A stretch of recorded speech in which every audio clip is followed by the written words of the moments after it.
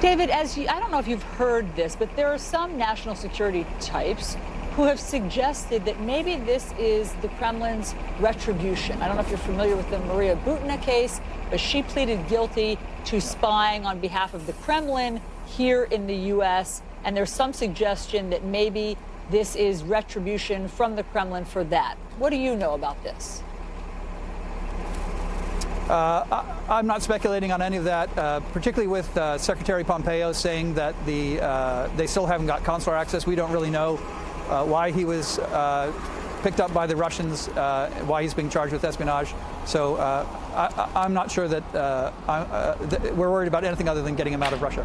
Understood. I mean, and to your family, you all think that it is impossible that he was a spy. I don't think there's any chance that he was a spy. There are some strange elements of your, or at least questionable, I guess, of your brother's story. He had this social media account, the equivalent in Russia of Facebook. It's called VK. And he's had it for 13 years. And he had various postings on there, pictures of him in Russia. I think the first one that we have is where he took like sort of a rest and relaxation. Well, here's one. Like, I wasn't planning to go to this one yet, but let's talk about this one. Here's one where he says, just drinking coffee and watching fake news. Now, I'm not taking this personally that he's pictured with CNN, but I just am wondering, is this a statement on his part somehow? I don't really know. I don't know what's on his VKontakte page, or I don't really follow him on social media other than on Twitter, which is where I am. So I don't know what he was intending by those photos. What did he tell you about his social? I mean, why do you think that he did have a VK account, a social media account in Russia?